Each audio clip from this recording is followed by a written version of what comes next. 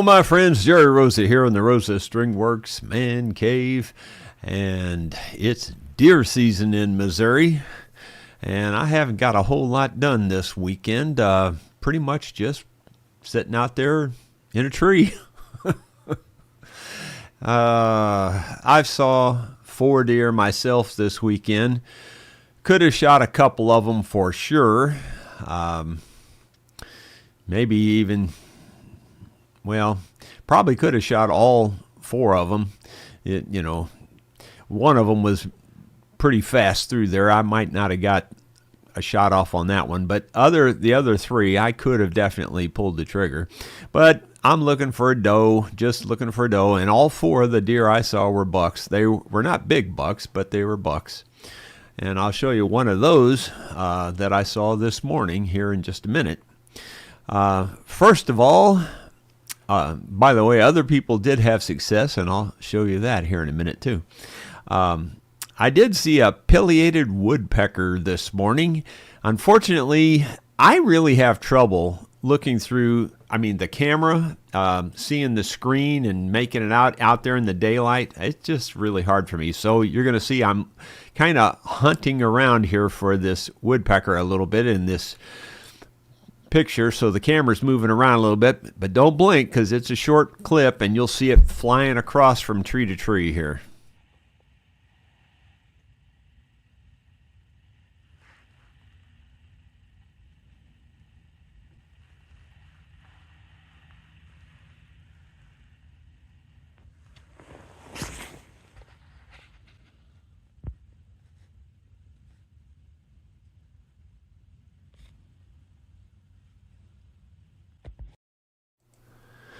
Yeah, so if you're not familiar, a pileated woodpecker is our largest woodpecker in North America. It's about 12 inches, 14 inches, somewhere in there. I don't remember exactly how big they claim it is, but it's slightly smaller than the supposedly extinct ivory-bill woodpecker, though there's been people that claim they're sighting the ivory-bill woodpeckers down in the Ozark Hills of Arkansas.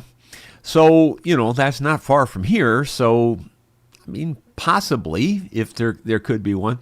Anyway, I was trying to get a better picture of it. I was wanting to let you all see it. And you never know, maybe I got an ivory bill on camera. Wouldn't that be something?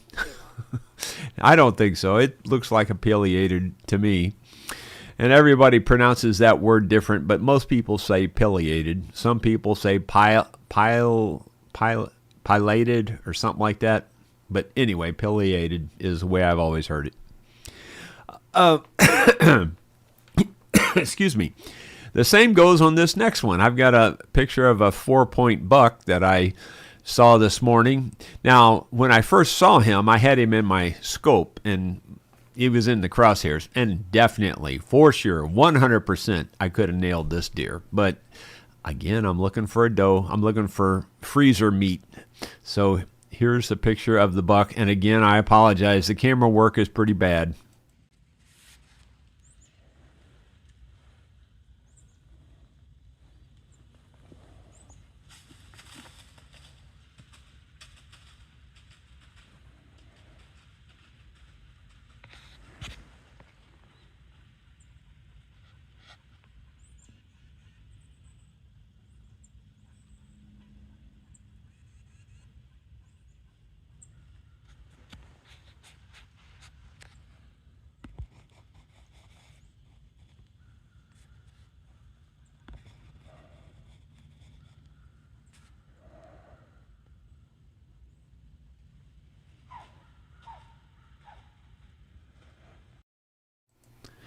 And he appeared to be very healthy. The reason I bring that up is because there has been a lot of CWD, chronic wasting disease.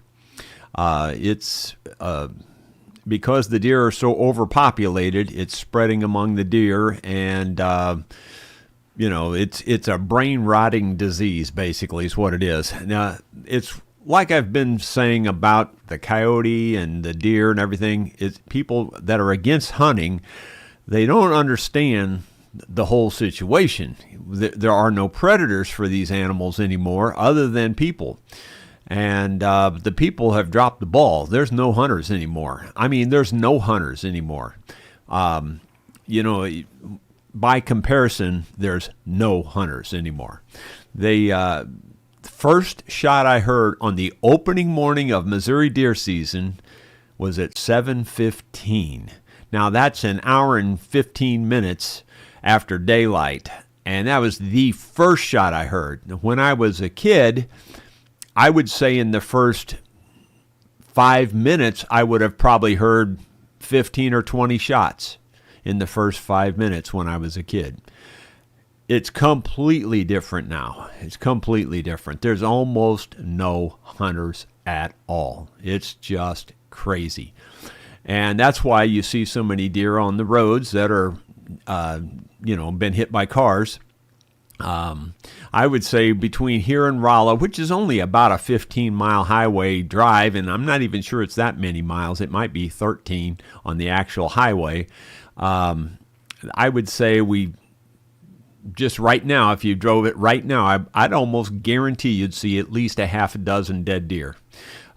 Because it's the rut and the deer are running like crazy chasing each other. Well, it's actually just past the rut now, but they're chasing the deer and they don't give any regard to anything. When they're chasing each other, they're just running, and they get hit like crazy. In terms of, so the disease has just really taken their toll. And we've had two here that I would say probably had chronic wasting disease. Now, this was last year, but last year, Sue went by one deer 3 different times, and the deer never moved. It just sat there. They just become like a zombie.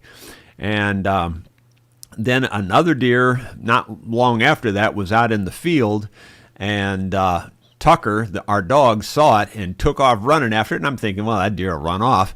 Well, it did. It tried to run off, but it couldn't run fast enough, and Tucker caught it and killed it. I mean, just like that. Now, that deer was sick. It had to be, because Tucker would not have caught it otherwise, especially with that much head start, because the deer was way out in the field. So anyway, the point is that the disease is here on CWD, is around here now. It's not as prevalent in our county as it is in other counties in Missouri. There's a lot of counties where it's like mandatory that you have the deer checked for that disease. Our county is not mandatory yet. The other disease that the whitetail got here for quite a while, or it's been a while back, was blue tongue disease. And there was a year or two there where we were finding dead deer everywhere in the creeks and in the ponds and rivers. Found them in the Little Piney River, found them in our creek right here in our valley, found them in another creek on a conservation area when we were out just walking around hiking. The blue tongue made them seek water, and they would go after water, and they'd die in the water. So the thing is, and when you don't hunt them, Mother Nature takes care of it. Trust me. You don't have to go hunt them and shoot them. Mother Nature will fix it one way or the other, control the population. And the same way with the coyotes. I was telling people a few years back how many coyotes we had, and I only shot a few of them. I mean, like 2 or 3 out of dozens. And there's hardly a coyote around now. There's hardly any. I told you that the mange and different diseases were getting to the coyotes. The last coyote I shot had only tufts of hair right on the tips of its ears and a little tuft of hair right on the tip of its tail. The rest of its body was completely bare. So the disease gets them. We don't have mountain lions anymore. We don't have wolves anymore. Very few bear. And these predators would keep the coyotes in check, and they would certainly keep the deer in check. Mountain lions and wolves would take a huge toll on deer if they were still here. And to fill that void for many, many years, the hunters filled that void, and it was just fine. Everything seemed to stay kind of in balance, or at least roughly in balance. It's not in balance anymore. It's way overpopulated. And like I said, it won't be overpopulated for long. Mother Nature will cure that. And it's really sad to see those deer out there just standing there like a zombie. It's a pretty sad deal. If you're a hunter and you care about the animals like hunters do, whether you think they do or not, they do. They care about them. And it's a sad, sad deal for me. Here's another buck. This one was harvested. Again, if you don't want to see this, look away. But here it is, and you'll probably recognize the person in the picture. That is Mark Nadzum, and he got himself a 14-pointer. Mark's calling it a 14-pointer, and there's going to be somebody almost instantly saying, if you can't hang a key on it, it's not a point, or if it's not an inch long, it's not a point. Mark says it's a 14-pointer, so it's a 14-pointer. I don't care what you say. I know all about all these fake rules that you got to be able to hang a key, or you got to be an inch, or it's got to be this, or it's got to be that. But it really doesn't matter. If you call it a 14-pointer, it's a 14-pointer. And if you count those, you can count 14 points there. It's nice deer. You can see there it's a decent-sized rack. Body-wise, that was actually a small deer. He was 165 pounds live weight. The one Penny got that was a 9-pointer, it was 195 pounds live weight. So her deer was considerably bigger body. The rack size on the two deer is approximately the same. Penny's was taller.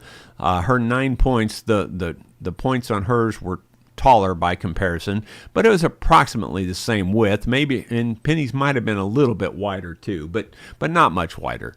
So anyway, it's a very nice deer, and he sat in my stand. I told him which stand to sit in. I said, this is really one of the best. There's two stands that are the two best stands on the farm. One of them's called the Cedar Tree stand. That's where Penny got hers. And the other one's called the Well House stand, because it's behind the well house, around here behind the house, and it's up on the hill. And that's where Mark got his. And both of them were killed on the first morning they sat in those stands.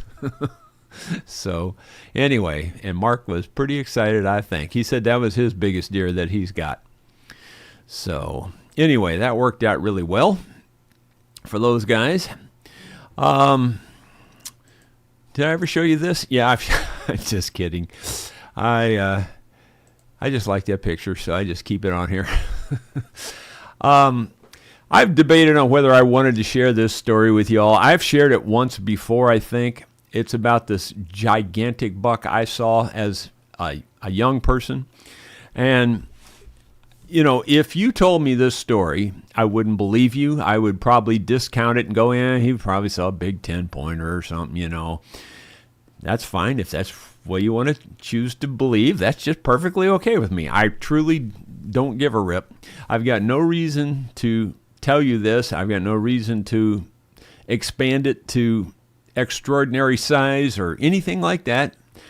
It won't make me more handsome. It won't get rid of this scar or anything, you know. It won't make me rich. I just telling you the facts is I saw them.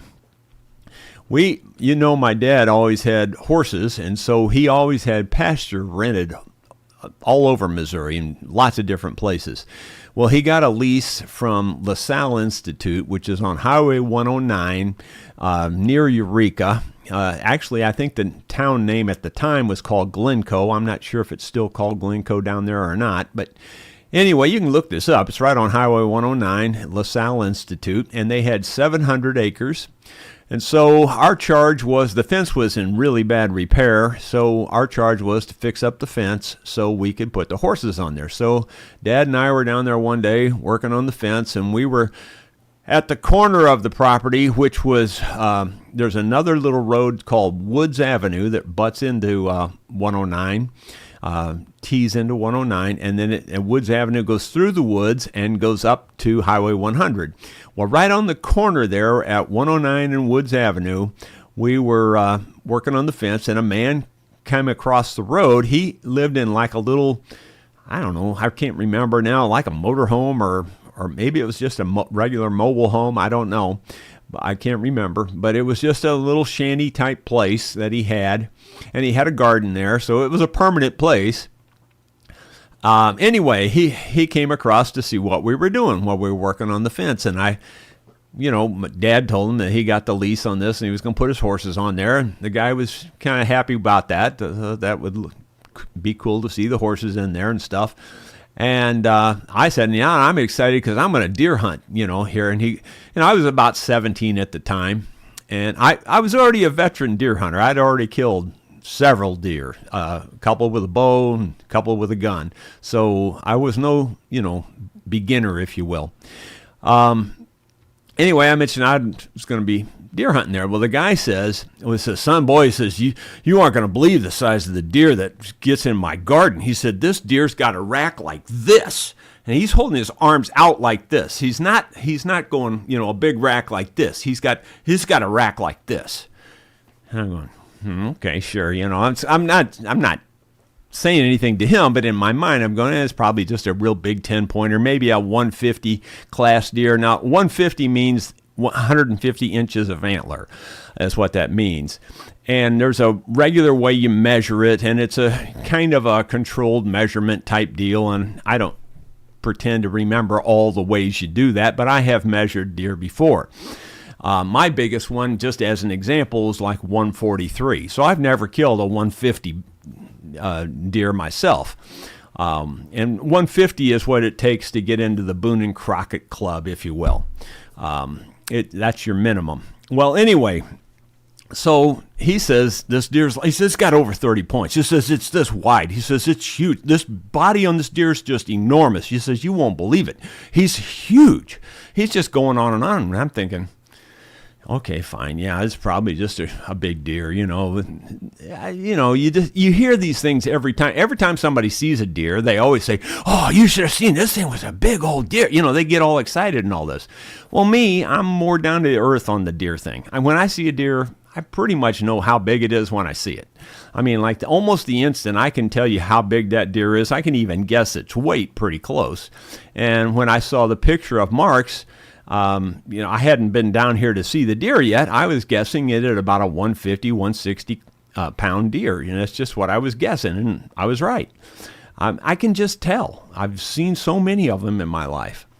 Okay, so moving forward then, a couple weeks later, or maybe it was actually a month or two. Actually, it was a couple months later.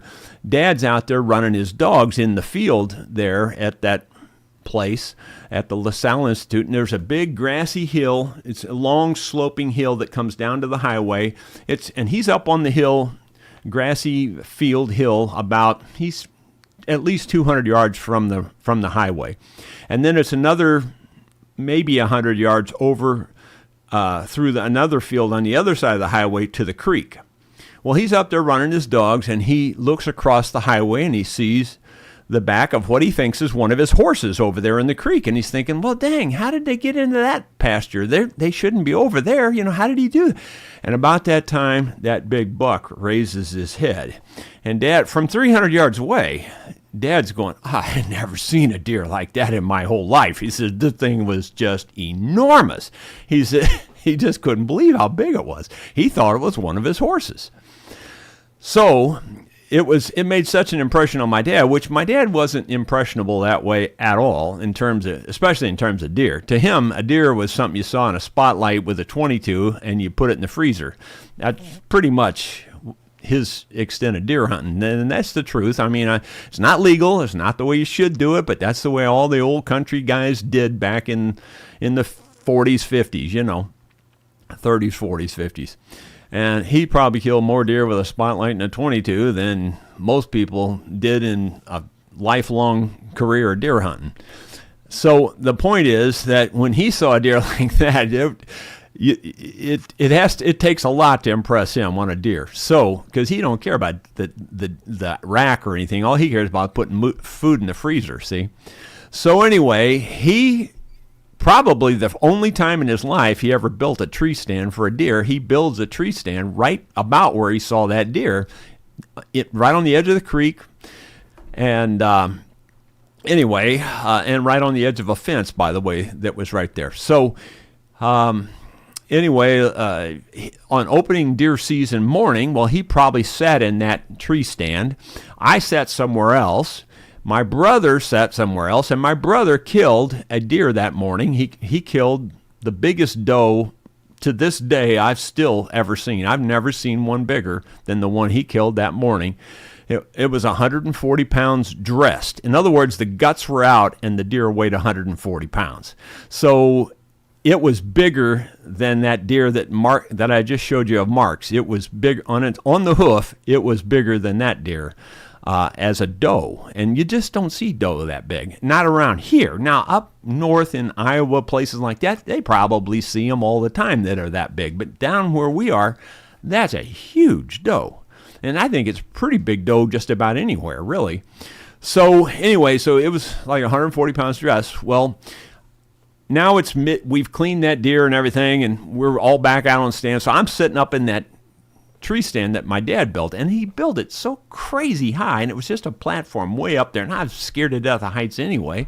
So I'm sitting up there, and then about that, I've been up there maybe 30, 40 minutes, and here I see my brother coming. He's going to go back out and get a buck or try to get a buck, you know.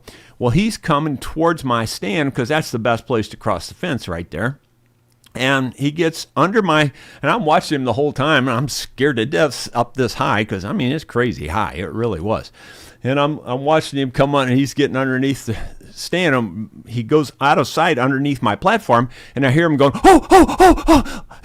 And I'm thinking he's stuck in the fence. So I look down like this, and he's pointing this way. So I look up there, and it's a big doe running out of the woods.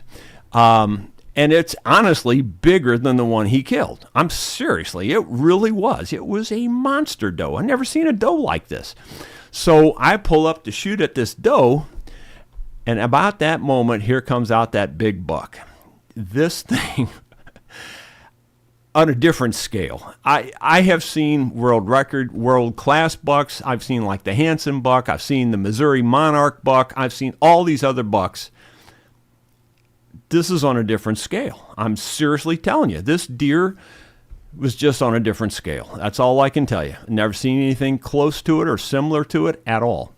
The body of this deer was the size of about an elk. Elks are taller, slender. You know, this was more, it had the height. It had a pretty good height, but it was just a massive body. Just a massive body. And the flab on the body, as the deer he couldn't run. He was trotting, and as he would trot, the flab was just bouncing all over this deer. I'm not kidding. I've never seen anything like it in my life. And the rack on this deer was out like this. It was not a big rack like this. It was like this. And the deer's head was so huge and so enormous that the button on his head, a really big one, is about, 3 to 4 inches in circumference is a really big one. I would say, seriously, his was more like 6 to 8 inches in circumference. You could see spikes coming out of the button on top of his head. They were enormous, and his head was enormous. And at 100 yards is how far this deer was. I could see his eye, and his eye looked like it was the size of a lemon. I'm not kidding you. It just sounds made up. It just seems like it's got to be made up. I've never seen anything like it. So I'm at business. This is business to me. I pull up that gun. I am right on his chest. I squeeze that first. He doesn't flinch, nothing, but I see the dirt. It looked like I shot through him, and it looked like the dirt flew up behind him because it's an open field, and it was real short grass. It was shorter than maybe even a lawn. The horses had chewed it off so slick, in that area. So I I have a lever action. I throw it out. I aim, take careful aim again. I hit, boom. And he's not running real fast. He's just trotting fast, you know. And I'm right on him. And he's so dang big, you can't miss him. Boom. I shot 4 or 5 shots. I can't remember the exact number, but I know for sure at least 4. I think it was 5 shots. And he just kept going. And I'm thinking, this gun ain't big enough. This 30-30 ain't big enough to kill that deer. I mean, that was the thought I had in my head. I know it seems kind of stupid, but it was the thought I had.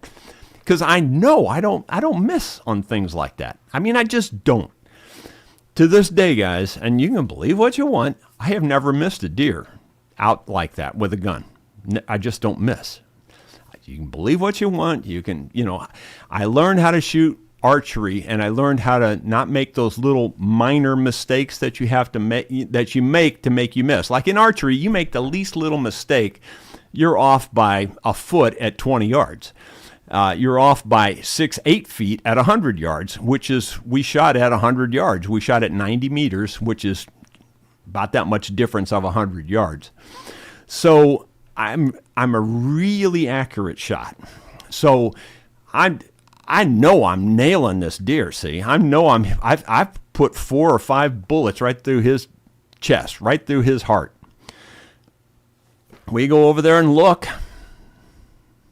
Ain't no blood, ain't no hair, ain't nothing. Well, we looked for a long time. I wasn't going to give up. I started making big circles thinking he's got to be laying here somewhere. Nothing.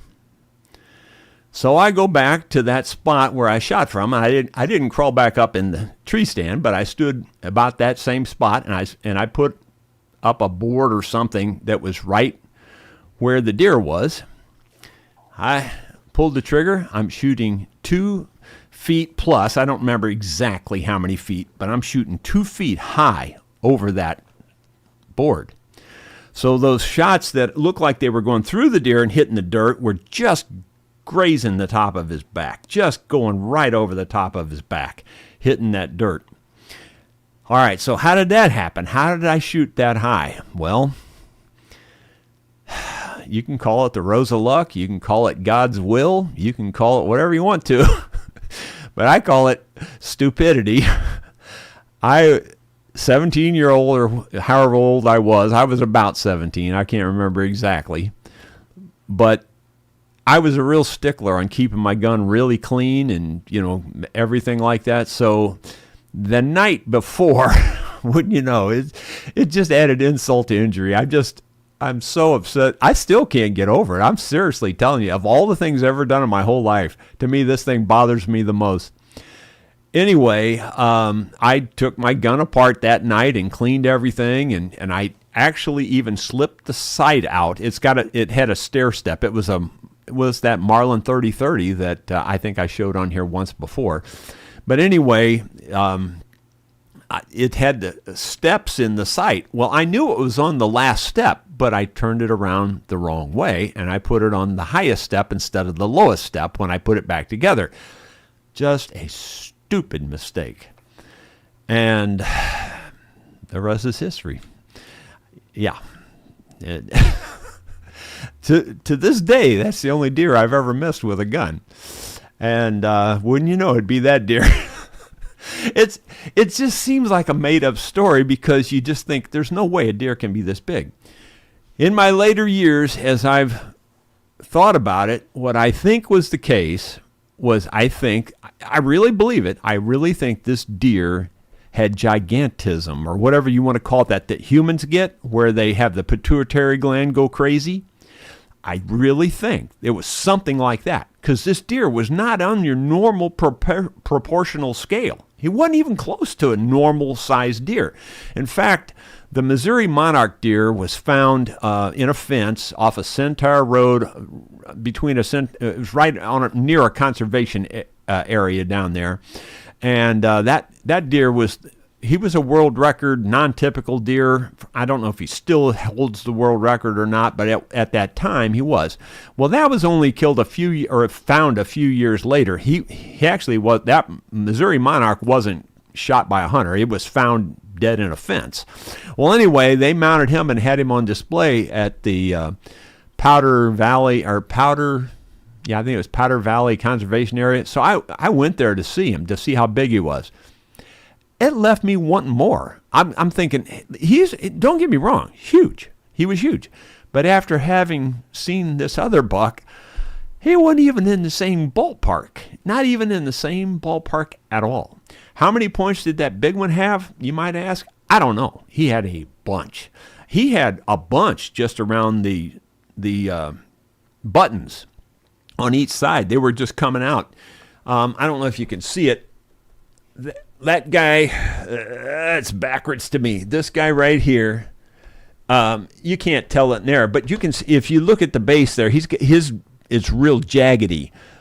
His points are real jaggedy. Well, that's the way that big buck was, except that they were just bigger jags. It was just gnarly looking.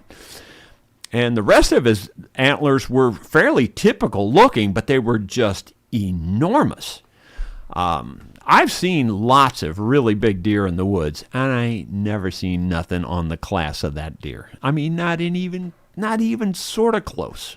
I mean, not even, like if you took every deer I have in here, every one of them, and put them together, the mass of those antlers would be in the ballpark of where that buck was that I saw. Like I said, it was on a completely different scale. The body was the same way. The body was just enormous. At least as big as an elk. I've never seen anything like it. Never seen anything like it before, since, or on camera anywhere. So I just had to tell that, because every deer season I go through that in my mind again. And I don't think the story's grown. I think he's the same size as he was the first time I told the story. It was just unbelievable. So there you go. Didn't cost you any extra. Let's see. David Thorpe says, howdy everybody. Sometimes watching Jerry's vlogs is only therapy I need.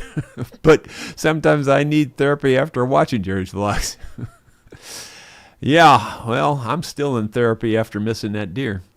But, I think it could have just been God's will. I mean, like, that night before, I screwed with that sight. Had I not screwed with that sight, for sure, 100% for sure, that deer would have been on the ground.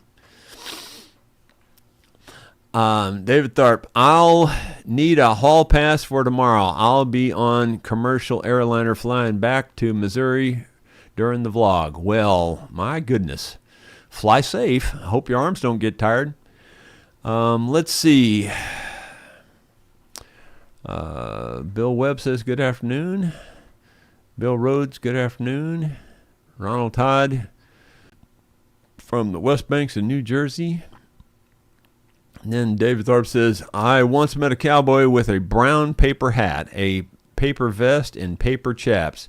He was wanted for rustling. Well, that reminds me of another deer story. You don't know the person, but Tim, he was my cousin's son. So what is he, my second cousin or something?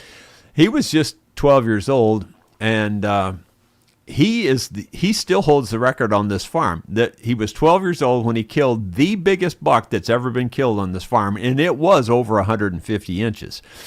And then when he was 16, like 4 years later, he killed another one just like it. I mean, the same size.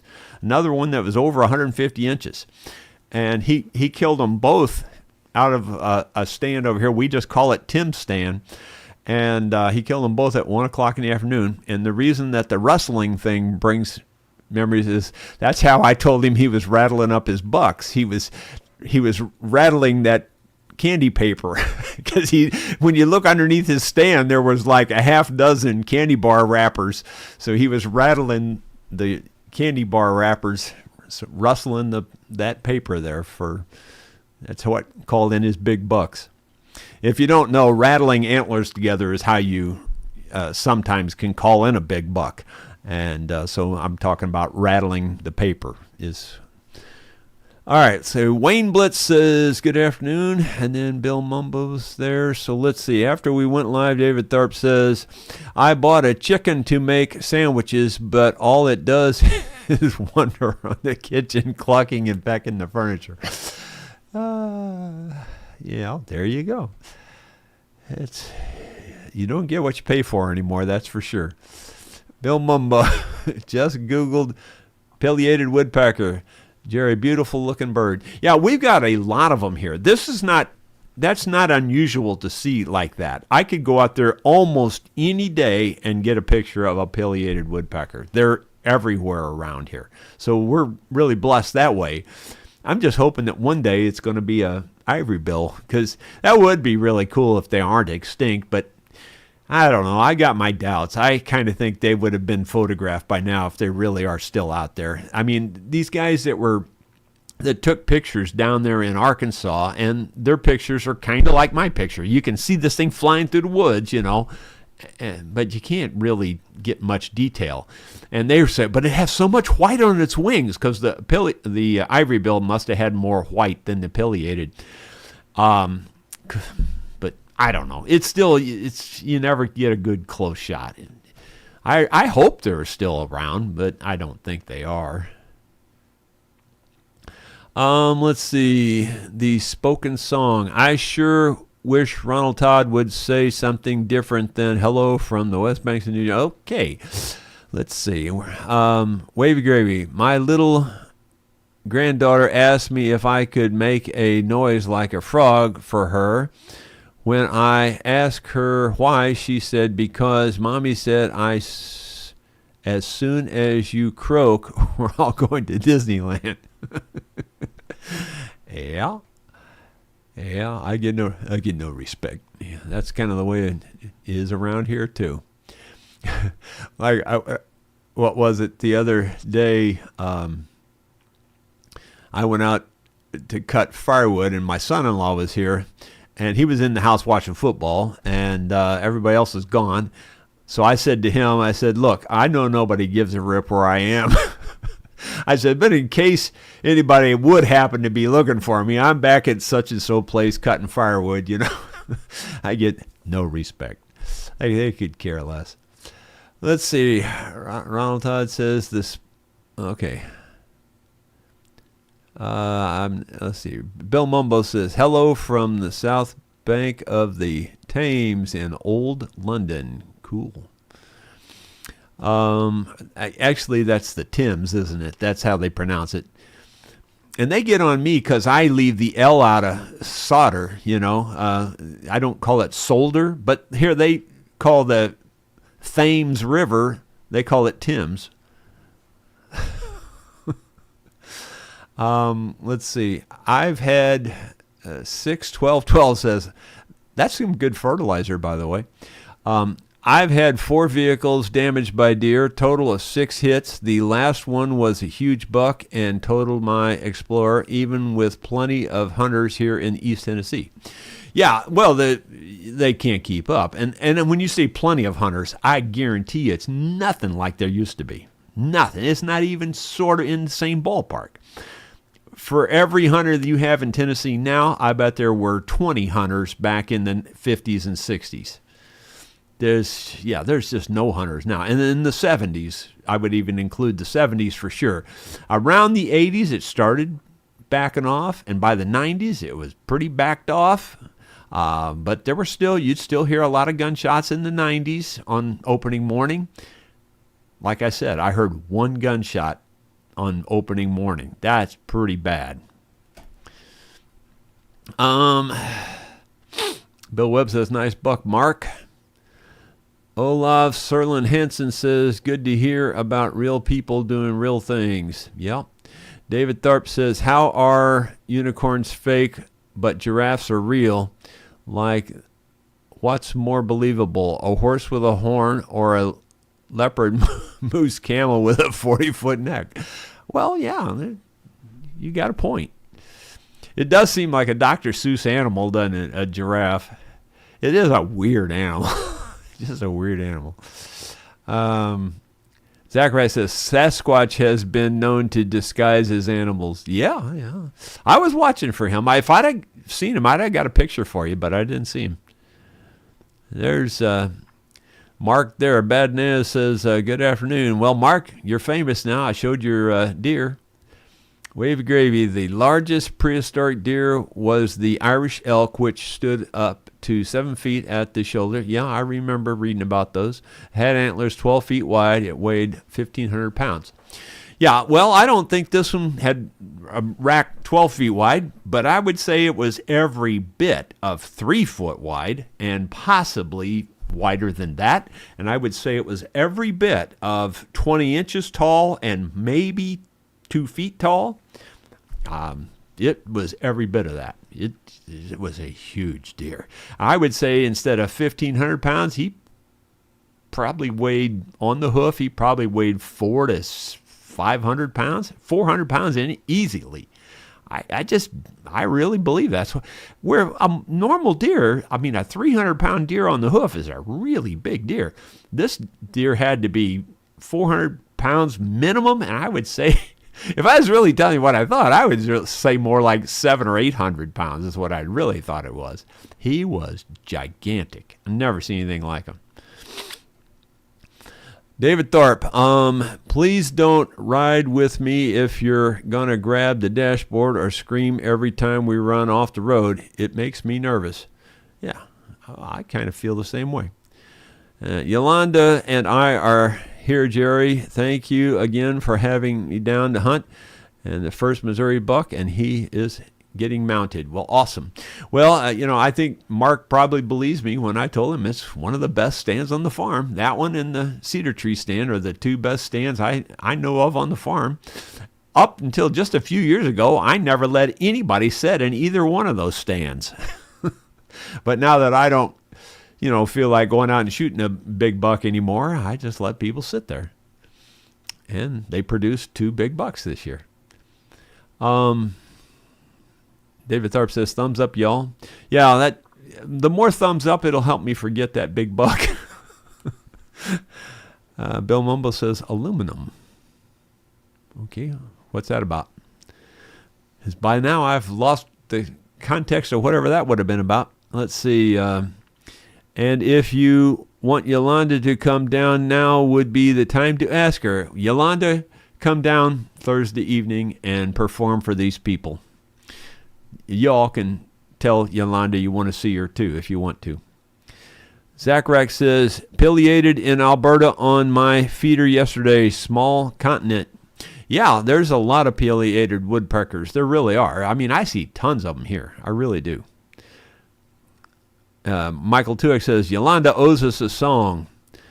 And then Yolanda's Music says, I wasn't informed, y'all. I'm so sorry. I feel super bad. I'm sorry. Oh, you don't have to feel bad. It's just, miscommunication type thing, And like I said, I took blame for it because I didn't actually call you or talk to you or anything. I just thought Mark would have heard it on this vlog thing, but obviously he didn't. Wave Gravy. A deer can also leap 8.5 feet vertically and 30 feet horizontally. So can I if properly motivated. Yeah, deer are amazing creatures. I've seen them like running up a hill and then jump like a 3 to 4 foot tall fence, and they just do it with ease, running uphill, jump 3 or 4 feet above a fence and keep going. It's crazy. Doesn't seem like that would be possible, but they can do it. So David Tharp says, yes, Yolanda, come this Thursday. There you go.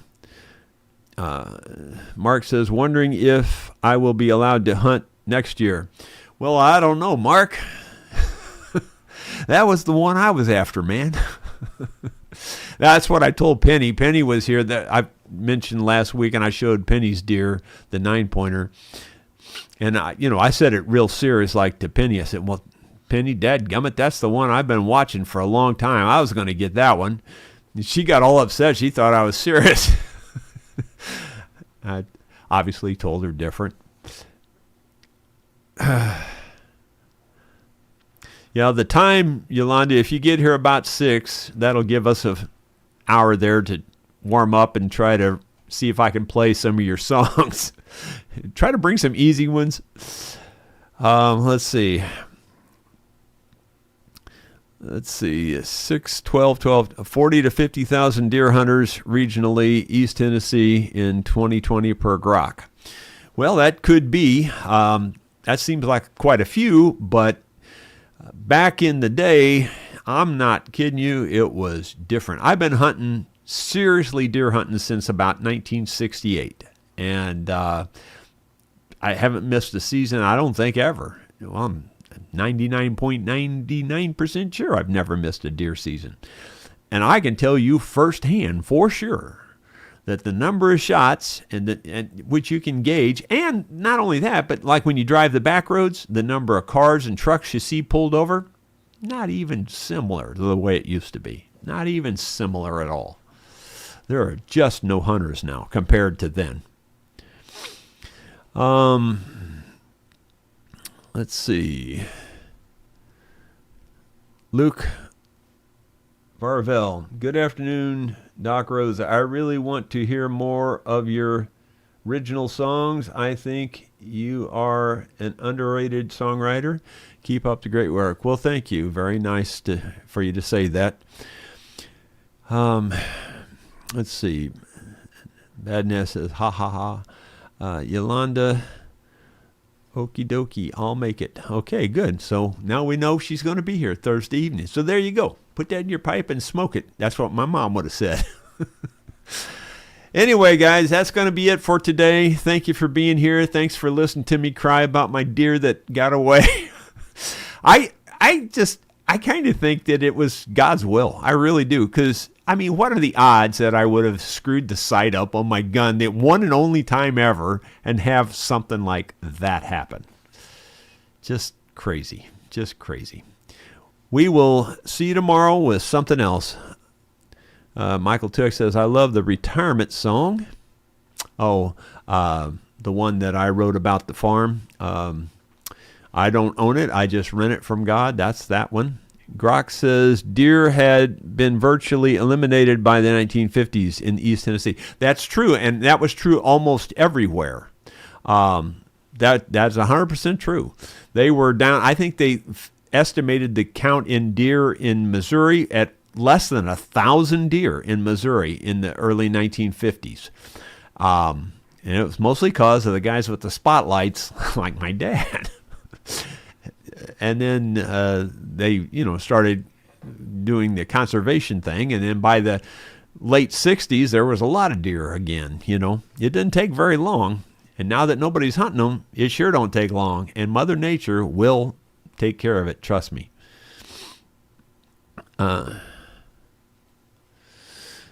Yolanda says, I want to hear the wedding ring song, the wedding band. Yeah, well, we'll do that too.